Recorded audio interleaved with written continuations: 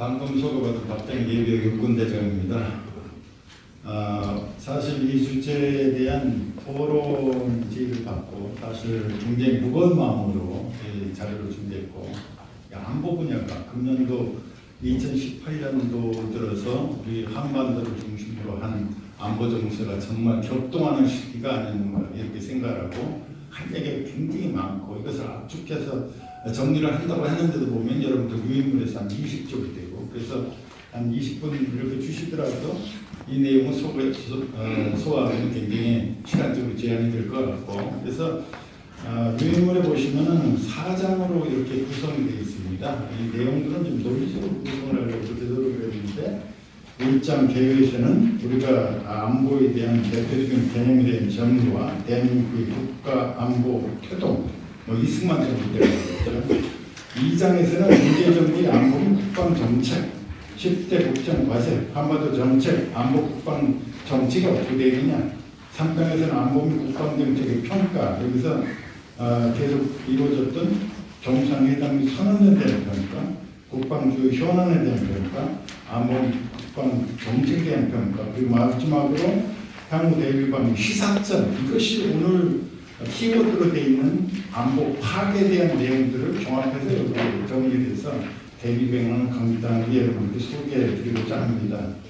그래서 1장 개념에 대한 정리는 여러분들 잘 아시겠지만 일부러 넣은 것은 back to the basic, 기본으로 돌아가야 되겠다. 안보가 뭐고 국가가 뭐고 그리고 국방이 뭐고 국방정책이 뭐냐, 이런 의미에서 넣어놨으니까 여러분들 참고를 해주셨으면 좋겠고, 그 다음에 두 번째로 개요에서 다룬 것은 대한민국의 국가안보 태동을 여기서 좀 제시를 해봤습니다. 사실은 1945년 8월 15일 날 우리 대한민국이 일제 일본 제국지로부터 해방이 된 이후에 정말 우리 사회는 저희들이 지금도 굉장히 혼란을 겪지만 그 당시 상황은 정말 지금 상상도 할 수 없을 정도였던 그런 혼란한 시기가 아니었을까. 이데올로기 지형이 정치적으로는 좌파 혹은 중립, 경제적으로는 사회주의 경향, 그리고 사회 전체가 정치화돼 가지고 사설단체들이 막 200여 개 날리고 하고 군사단체 330여 개 날리고 하고, 그 당시에 미 군정청에서 대한민국 주민 약 10,000명에 대해서 의식조사, 여론조사를 한 거 보면은 어떤 체제를 좋아하느냐. 자유민주주의는 13%밖에 안 된다. 사회주의가 70%, 공산주의 10%. 그래서 우리 남한 주민의 약 80% 이상의 사회주의 내지는 공산주의를 이렇게 선호한다는 이런 대답을 했던 그런 기본적인 이데올로기 지형에서 우리가 재헌의 국회를 5월 10일 날 했지 않습니까? 그 선거 과정을 여기서 소개를 하나의 예로서 소개를 했는데, 재헌의회, 재헌헌법에 보면 우리가 국회의원 수를 300명으로 정했고, 남한은 200명, 북한은 100명, 그날 200명을 선거하는 어떤 선거 날이었죠. 그래서 투표율은 굉장히 높았습니다. 95.5 처음으로 이런 투표를 하는 어떤 날이기 때문에. 그러나 선거사무소가 41개소, 경찰서 15개소, 관공서 4개소, 공산분자들이 방해 책동이거든요. 이렇게 파괴가 되고 시설물도 파괴되고 사망자가 경찰이 4명, 공무원 6명, 양민 9명, 폭도시 사망자가 한 40여 명 발생했다. 또 제주도에서 투표가 제대로 안 되다 보니까 전체 200명 뽑아야 되는데 2명 못 뽑아서 198명밖에 뽑지 못했다. 이런 어떤 상황이었거든요. 그리고 군에도 마찬가지. 군의 창설과 더불어 군에 들어온 이와 같은 남로당의 어떤 책략에 의해서 공산주의 분자들이 많이 침투해서 반란, 빈번했고, 여러분들이 잘 인식하고 있는 지금 4.3 사건으로 지금 정리되어 있고, 여순 사건, 대구 사건으로 정리되어 있지만 이것은 막 반란의 어떤 그런 성격으로 우리가 이렇게 규정되어 있고 이렇게 봐야 되지 않을까. 그러면서 지리산 유격대들 활동에 토벌작전 이와 같은 것이 빈번하다 보니까 1948년 12월 1일부로 국가보안법을 제정을 해서 10월 19일 날 남노당 등 좌익기업 133개 정당 및 단체 취소하고 공산 등을 불법화시키지 않습니까? 이런 상황에서 이승만 대통령이 걱정했던 것은 소련의 공산주의가 한반도를 전체 공산화할 그런 의도를 명확하게 이승만 대통령이 읽고 있었기 때문에 국가안보가 굉장히 위태롭다. 가장 중요한 것은 주한미군을 계속 주둔시키는 게 좋겠다. 그러나 여러분들이 알다시피 48년도에 주한미군 철수가 거론돼 49년 6월 30일 군사공단 500여 명만 다 철수하지 않습니까? 그러니까 이승만 대통령이 또 추가했던 것은 이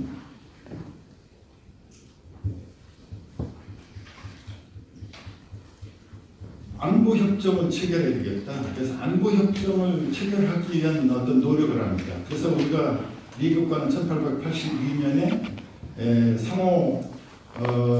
우호 상호 통상교육을 맺었는데 이것이 유효하냐? 이것도 미국 정부에 물어봤고 그러나 그것은 유효하지 않다. 이런 답변이니까 그러면 한미 상호 방위적 체결을 할 수 있겠느냐? 미국에서도 여기에 대해서 NO 이런 대답을 받았습니다. 그러다 보니까 그러면 우리 자력으로 할 수 있는 것은 뭐냐? 태평양 계획에서 반군 동맹을 결성하자. 이렇게 해가지고 이승만 대통령은 이 주한미군 주둔 안보 협정 체결, 이 동맹 체결 이런 것을 이렇게 하지만 공교롭게도 1950년 1월 10일 날 에친선언을 하면서 한반도와 자유중국 대만이 에친선언에서 빠지다 보니까 그 당시 필리핀의 아키노 대통령과 자유중국 장체스 총독이 동일해서 우리 진해까지 왔었지만 이 태평양 동맹도 소개 목적을 달성하지 못하고 결국은 6.25 전쟁 이후에 아주 어려운 우여곡절 끝에 한미 상호 방위무 조약이 체결된 것을 여러분들이 알 겁니다. 그래서 이승만 정부 제2공화국 초기에 이런 어려운 상황에서 국가 안보는 국가보안법의 제정과 또 한미 상호 방위무 조약의 체결 그리고 강력한 반공 정책에 의해서 이렇게 토석을 다졌다 이런 말씀을 드리겠습니다. 다음은 2번 즉 2장 문재인 정부의 안보 및 정책 안보 및 국방정책 분야인데 이것은 여러분들 유인물 79쪽이 되겠습니다. 일일이 설명하지 않겠습니다. 100대 국정 과제와 또 한반도 정책 통일부에서 만든 이 책자인데 문재인의 한반도 정책 해가지고 이것과 국방계 국방 정책 이런 것을 보면은 여기를 꿰뚫고 있는 용어는 평화입니다. 평화. 정책 비건이 평화 공존이고 공동 번영이다. 그래서 평화를 가장 최우선 가치로 추구하는 거예요. 그래서 이 평화, 오로지 평화 이런 어떤 것들이 그 주요 내용을 들고 있다. 다음은 안보 국방정책 평가에 대해서 간단히 살펴보겠습니다. 유인물 81쪽부터 간단히 설명드리겠습니다. 여러분들 잘 아시다시피 작년도 7월 달에는 베를린에서 한반도 평화를 위한 베를린 구상이 발표가 됐고 또 4월 27일 날에는 한반도 평화 번영을 위한 판문점 선언이 있었고 9월 19일 날에는 평양 공동선언이 이렇게 이루어졌습니다. 그래서 베를린 구상은 현 정부의 평화 구축의 정책을 방향을 제시하는 하나의 어떤 방향 제시성 어떤 그런 구상 선언이 아닐까. 여기를 바탕으로 해서 판문점 선언과 또 평양 공동선언 이런 것이 쭉 이루어지고 있는데 사실 여러분들이 이런 내용들을 쭉 보면은 새로운 것이 별로 없다 이런 좀 느낌을 받지 않습니까? 그동안 91년도에 남북 비핵화 공동선언 또 남북 기본합의서 2000년도에 남북 6.15 공동선언이라든지 김대중 정부의 대북정책 상원책 실사 2007년도에 14 공동선언 이런 것들 쭉 보면 굉장히 구조화되어 있거든요. 특히 북핵 문제에 대해서는 이 판문점 선언이나 평양 공동선언에서는 완전한 한반도 비핵화라는 정도의 어떤 개념적인 말만 들어있고 우리가 특이하게 이렇게 볼 수 있는 것은 평양 공동선언에서 군사 적대 관계를 종식시키겠다고 해서 남북 군사 분야에 어떤 합의서를 이것을 그 속에 부속 합의서로 포함시킨 것이 어떻게 보면 뭐 일반인들한테는 별 두각이 앉았을지도 모르지만 굉장히 중요한 이런 남북 간의 군사 합의를 여기에 넣는 것이 정말 문제가 아닌가. 이 같은 내용은 국내 어떤 대립태세의 완화와 작전 수행 체제를 무력화시키는 어떤 그러한 기능을 수행하는 하나의 어떤 합의서가 아닌가 이렇게 생각합니다. 다음 국방 주요 현안에 대해서는 간단히 설명드리겠습니다. 국방 주요 현안은 북한 비핵화 문제와 정전선언 평화협정 체결, 그리고 판문점 선언 이행에 좀 전 말씀한 군사분야 합의서 이 세 가지에 대해서 언론에서도 지금까지 많이 시작되고 했었는데, 북한 비핵화 문제 이건 용어부터 문제거든요. 정상회담 선언에서는 한반도 비핵화, 완전한 한반도 비핵화는 한반도 비핵화라는 말을 했는데, 또 우리는 또 북한 비핵화라는 것도, 또 북한에서는 조선반도 비핵 기대화라는 말을 쓰고 내년부터 굉장히 혼란스럽다는 거예요. 그러나 어떻든지 간에 조선반도 비핵 기대화라는 것은 북한이 1980년도 12월 달에 개최된 제6차 당대에서 고려 연방제 통일 방안을 제시하면서 구체적인 실천 조치로서 조선반도 비핵 평화 지대화를 이렇게 제안하고, 또 1990년도 5월 30일 날 군축을 제안하는데 조선반도 비핵화를 이때 주장하나 1991년도 11월 30일에는 12월 31일 날 남북간에 있어서 한반도 비핵화 공동선언을 하게 되는데, 이때는 한반도 비핵화라는 말로 이거 합의를 이렇게 봤습니다. 그러나 그 이후에 다시 조선반도 비핵화의 입장으로 변화가 돼서 지금 오늘날 이렇게 오고 있는데, 이와 같은 북한의 비핵화 전략을 간단히 살펴보면은 83쪽에 이렇게 적시되어 있습니다. 비핵화 추진의 어떤 방향은 북한이 핵을 포기할 것이라는 어떤 연막, 어떤 형성을 치면서 지금까지도 계속 그들은 핵 전략을 구사한 것이 아니라 1993년도에 1차 핵 위기가 있을 후에 지금 금년도까지 한 25년 동안 계속 핵 포기한다 할 것 같으면서도 지금까지 포기 안 하고 핵을 완전히 보유하는 어떤 그런 목적을 거의 달성했거든요. 그 다음에 미국의 대북 정책, 적대 정책을 구실로 핵가발을 정당화했다. 핵가발을 왜 하느냐 물어보면 대북 압사 정책, 즉 미국의 대북한 압사 정책이라는 그들 용어는 그렇게 쓰고 있습니다. 따라서 이와 같은 비핵화 전략은 김일성의 유군인 조선반도 비핵 지대화 이것을 관찰하기 위한 어떤 그 전략으로 계속 펼쳐지고 있다. 그래서 이와 같은 전략의 목표는 한국의 핵무기 개발을 저지하고 주한미군의 약화 및 궁극적인 철수, 그다음에 정전협정의 무력화면 한미 동맹 와해와 연결이 되고 있습니다. 그래서 그들이 지금까지 주장한 것들을 쭉 정리해서 어떤 것들이 북한의 비핵화 전략에 의해서 관철된 내용들일까 정리해보니까 한 7가지가 그대로 관철됐거나 지금 거의 관철되고 있다. 물론 뭐 북한의 어떤 그런 전략만에 의해서 된 건 아니지만 우리 한국의 핵가발 저지되고 있다. 주한미군 전술핵 철수 90년대 다 빠졌잖아요.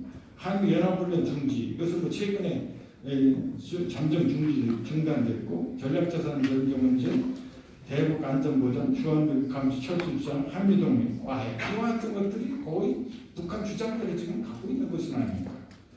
다음은 종전선언 및 평화협정 문제, 이것도 언론에서 많이 제기되고 있던 문제인데, 종전선언이라는 것은 평화협정에 앞서서 이루어질 수 있는 것으로 예상되는 정치적 행위로서 한반도에서 관련 당사자들이 전쟁이 끝났으면 선언하는 조치거든요. 그래서 이와 같은 종전선언의 어떤 성격과 안보적인 함의는 간단히 설명드리면은, 정부는 종전선언이 단순한 정치적 선언이라고 이렇게 이야기하면서 함의를 축소하고 있는데, 그렇게 하면서 또 연내 종전선언으로 가고 평화협정에 이런 어떤 로드맵을 제시하고 이렇게 했었습니다. 그러나 종전선언의 어떤 국제법적인 함의는 단순한 정치적 선언, 이것을 넘어서 어떻게 보면 준평화협정의 그런 어떤 효과를 낼 수 있기 때문에 이 점을 유의를 해야 되겠다는 것을 말씀드립니다. 종전선언의 어떤 문제점과 위험성은 84쪽에 제시를 했는데, 이와 같은 종전선언이 평화협정에 준하는 이런 평화적 의미를 확산시킬 수 있기 때문에 비핵화가 선결되지 않은 상태에서 만약 종전선언이 된다면은 의장 평화가 이렇게 돌아될 수 있고 또 이와 같은 의장 평화에 의해서 종전선언은 김정은에게 유리한 전략적 고지로 작용될 수 있는 것이 크고 또 북방 한계에서는 소멸 가능성이라든가 이런 여러 가지들이 이루어질 수가 있겠습니다. 다음 판문점 선언 이행을 위한 군사합의서문인데 이 내용들은 여러분들이 많이 접했기 때문에 생략을 하고 이 내용들은 북한의 주장이 상당히 관철되어 있는 것을 알 수 있습니다. 또 이와 같은 남북 군사 합의서에서 포함되어 있는 비무장지대 감시수도 지피철수라든가 판문점 공동경보구역 비무장화, 공동유해발굴 이런 것들은 사실은 정전협정의 관할권을 가지고 있는 유엔군사령부와 긴밀히 협조해야 되는데 이와 같은 사실이 유엔군사령부와 협조가 잘 되지 않았다는 어떤 이런 문제들이 지적이 되고 있거든요. 그래서 이와 같은 남북 군사합의서의 문제점은 수도권 안전에 대한 결정적인 공격이 발생된다는 것 등 여러 가지 문제점인데 크게 묶어서 말씀드리면은 우리 군의 군사 대응 태세를 와해시키고 또 전방의 어떤 작전 수행 체계를 어떤 무력화시키는 어떤 그런 계기가 되지 않는가. 그래서 이것을 폐기하거나 아니면은 대폭 수정해서 이것을 적용할 수 있도록 해야 되지 않을까 이렇게 생각합니다. 다음은 안보 및 국방정책 부분인데 주적 개념과 사드 3불원칙, 한미동맹, 국방정책 이 네 가지 등에 대해서 간략간략하게 85쪽부터 소개를 드렸는데 주적 개념, 금년도 2018년도 국방백서가 금년 말에 나오도록 됐는데 이 주적 개념을 삭제하는 방안을 현재 국방부에서 검토하고 있다 이런 얘기들이 지금 돌고 있거든요. 그래서 2010년도 천안함 피격 사건이라든지 연평도 표급 도발 이와 같은 것이 이루어지면서 2010 국방백서에 이 주적 개념이 이것이 반영이 되면서 국방백서 2016까지 포함되어 있는데 이번에 나오는 국방백서는 이것이 덜하게 된다. 이게 삭제한다 하는 것은 많은 문제가 있다. 북한은 노동당 교육에서 그들의 대남 적화 통일을 그들의 어떤 당면 목표로서 이렇게 정하는 것이 전혀 변함이 없는데 이 북한을 적으로 기술하는 것을 마다하고 이것을 삭제하는 것이 적절하냐 이런 어떤 문제들이 계속 지적되고 있습니다. 사드 3불원칙 아까 김태훈 변호사께서 이렇게 아까 설명을 드렸기 때문에 내용은 제가 설명은 약하고 여기에 대한 어떤 이것도 좀 형식적인 어떤 방안이라는 어떤 의견도 많이 일부 제시되고 있지만 그러나 이 3불 원칙을 우리가 협의문으로서 발표하고 이렇게 한 것은 우리 안보 주권을 해소하는 심대한 어떤 문제가 있다. 이런 어떤 지적들이 주류를 이루고 있습니다. 이와 같은 것을 발표할 때 한미 동맹에 대해서 여파가 큰 이런 조치들을 미국과 사전에 충분한 사전 협의도 없고 또 미국의 실질적인 반대에도 불구하고 중국에 대해서 선제적으로 이것을 발표를 했다 하는 어떤 그런 문제점들이 이렇게 지적이 되고 있고 또 한국의 안보와 관련된 이슈에 대해서 중국이 영향력을 행사할 수 있게 해서 사실상의 거부권을 행사할 수 있는 어떤 그런 여지를 남겨놨다는 어떤 그런 지적이 제기되고 있습니다.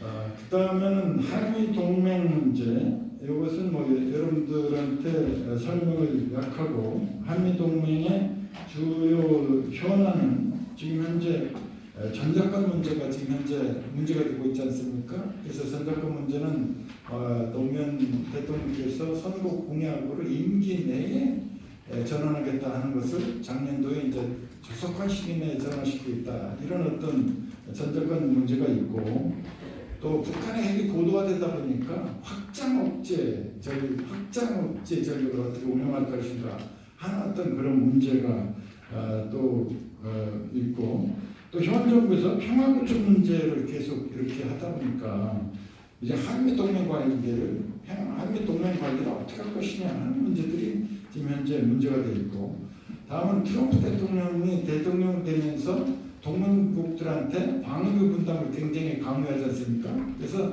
이 사실은 방위비 분담은 매 5년마다 방위비 분담 특별 협정을 맺어서 방위비를 분담하거든요. 그래서 금년도까지는 2014년도부터 2018년도까지 제9차 방위비 특별 협정에 의해서 금년도는 약 9,600억 원 정도로 저희들이 방위비 분담을 하는데 지금 10차 협정에 대한 협의가 진행 중인데 아직까지 합의가 됐다는 그런 발표는 받지 못했습니다. 그러나 주한미군의 한반도 방위 기여도라든가 정부의 재정 부담 이런 것들을 고려해서 우리가 방위 분담 결정은 좀 긍정적으로 해야 되지 않을까 그런 어떤 생각이 듭니다.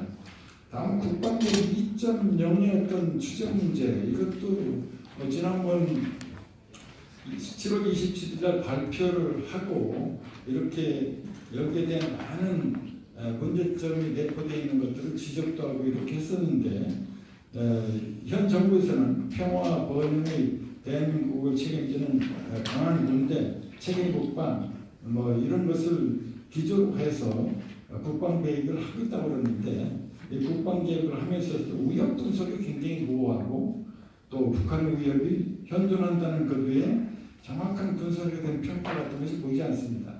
노무현 정부 때 시작을 했던 국방계획 2020 때도 마찬가지였거든요. 그래서 이런 위협을 분석하지 않고 전력을 증강한다. 이것은 문제가 있는 거거든요. 그리고 특히 국방계획을 성공적으로 이끌려면은 예산의 문제인데 현 정부에서는 국방 예산을 GDP의 3% 수준으로까지 올린다고 이렇게 공약을 했거든요. 그래서 지금 2019, 2023 국방 중기계획에 보면 약 270조 원을 이렇게 반영을 해놨는데 이것은 연평균 7.5% 증가시킨다는 거예요. 그래서 이것은 국가 재정 운영 계획의 7.3% 굉장히 높은 어떤 비율이고 그래서 이 예산 확보가 정말 실질적으로 이루어질까 이런 우려가 있고 특히 국방 인력 구조를 보면은 아주 절망적인 병력 감축이 이루어지고 있습니다. 현재 61.8만 명인데 2022년도면은 50만 명을 줄인다. 11.8만 명을 줄인다는 거예요. 그리고 민간 인력은 다소 증원시키고 장군 숫자도 436명에서 376명이나 줄이고 또 병국임은 3개월 단축하는데 이 같은 국방 계획을 봤을 때 이것은 전력을 증강하려고 국방 계획을 하는 건지 아니면 전력을 완전히 약화시키고 와해시키려고 하는 건지 분간할 수 없는 그런 국방 계획을 현재 추진하고 있다.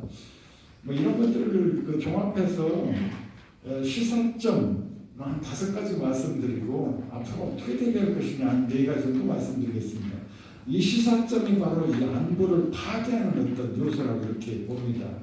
이것은 92쪽부터 이렇게 설명이 되어 있는데 첫 번째, 평화 최우선의 국정운영 정책 기조를 유지하고 있다는 것이 문제거든요. 평화 공존, 공동본인, 오로지 평화라는 거예요. 그리고 평화의 최고의 가치다. 평화 구축 개념이 모든 안보 가치가 종속된다. 안보고 뭐고 평화가 제일 앞에 있는 거예요. 대한민국 평화 이렇게 볼 수가 있다. 국가 안보가 불안하고 국방 태세가 무력화되고 있다. 두 번째는 적개념이 삭제되고 있다. 북한의 대남 전략의 기본 목표도 망각하고 있는 것이 아닌가. 아니면 의도적으로 북한의 이런 적화 의도를 은폐하는 것은 아닐까. 아까 말씀드렸듯이 이 노동당 규약에는 당면 목표 그리고 최종 목표 변함없이 2016년도 제7차 당대회 때 확인한 이 당규에도 이게 전혀 변함이 없는데 이런 어떤 적개념을 삭제한다. 이게 국민의 정신적 무장을 해제하는 것이고 반공 안보 의지를 와해시키는 거다. 그래서 한미 공조가 아니라 원적 공조로 가져가는 위협 인식을 보호하다는 말씀드렸고 편향된 안보는 국방 정책이에요. 대미 관계에서는 탈미 정책, 미국으로부터 이탈하려는 정책이라는 거죠. 그래서 운동권 출신의 어떤 요직에 이렇게 앉아 있다 보니까 남북 공조의 대미 설득을 계속하는데 사사건건 이견 노출되고 봉합을 하는 어떤 그런 행태가 반복되고 있잖아요. 전자권 좋게 한수, 좌파 정부는 전자권을 군사 주권으로 인식을 하고 있거든요. 그래서 빨리 환수에 올리는 어떤 그렇게 됐을 때 어떤 동맹의 이완이 소감되지 않겠습니까? 그리고 오바마 정부에서는 태평양 전략, 즉 아시아 중시 정책에서 현 트럼프 정부는 인도 태평양 전략, 그다음에 자유항행 작전하는데 우리 정부는 거기에 대해서 불참 의사를 가지고 있다. 북한과의 관계는 통북이라는 정책을 제가 이름을 써봤어요. 통북. 북한의 것이라면 관련들은 무조건 직면적 호의적으로 나가잖아요. 과속 조건, 친구의 아이들을 희석시키고 북한의 어떤 대변인이라고 해외 언론에서 지금 이제 우리 정부를 이렇게 평가하고 있지 않습니까? 그래서 9.19 군사 분야 합의서라든지 조금 전에 말씀드린 국방개혁 2.0 이런 것들은 우리 안보 역량을 완전히 축소시키려는 어떤 그런 방향으로 나아가고 있다. 중국과의 관계는 친중, 아까 말씀드렸듯이 저자세 외교, 삼불 정책, 삼불 원칙을 위반, 사드 재배치 이런 데서 말도 못하고 있다는 거죠. 그 다음에 중국은 서해를 내외하고 카디츠, 이것은 한국 방공 식별구역을 이것을 무력화를 용인한다. 천안함 피격 사건 때 서해에는 공해가 없다. 이렇게 중국이 천명을 했어요. 그리고 미국 항모 조지 워싱턴호가 서해로 들어오려고 하는데 그걸 못하게 막았어요.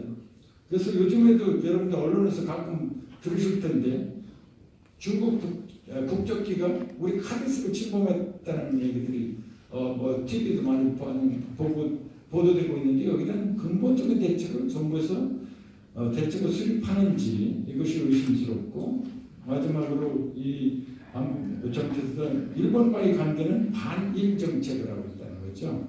통북 정책과 친북 정책의 반일 정책을 활용하고 있고 과거사 대결을 격화시켜서 관계를 아마 일본과는 최악의 관계로 지금 치닫고 있는 것이 아닌가. 그래서 한일 관계, 한미일 이런 삼각관계를 여기에 대한 협력은 완전히 유보 내지는 거부하고 있는 상태로서 일본은 여러분들이 잘 아시다시피 유엔군 사령부의 후방 기지가 7개 있거든요. 이렇게 됐을 때 그걸 전혀 사용할 수 없는 어떤 그런 상황이 될 수 있다는 거죠.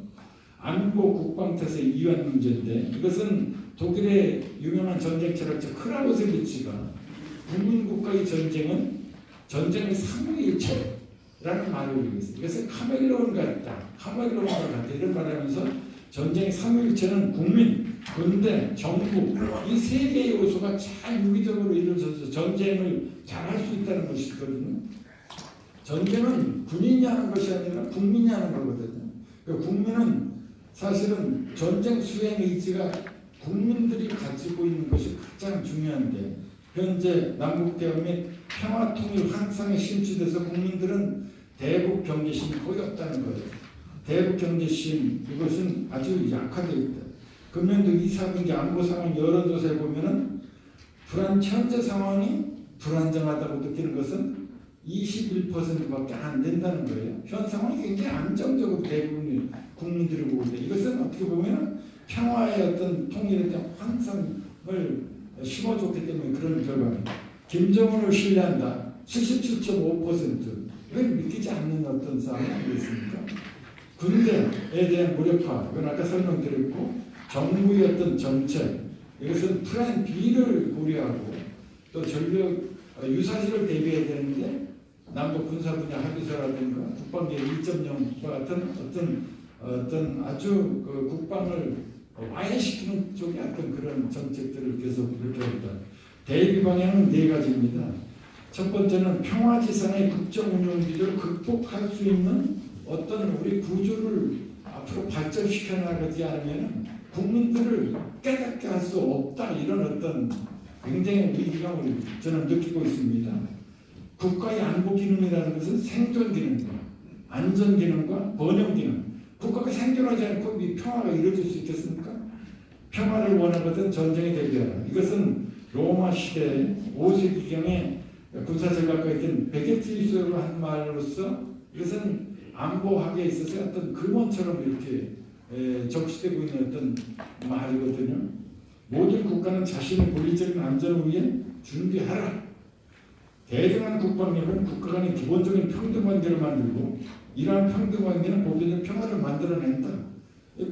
서로 균등하게 평화니 무정부 상태에서 국가는 도덕성을 지키기가 어렵다.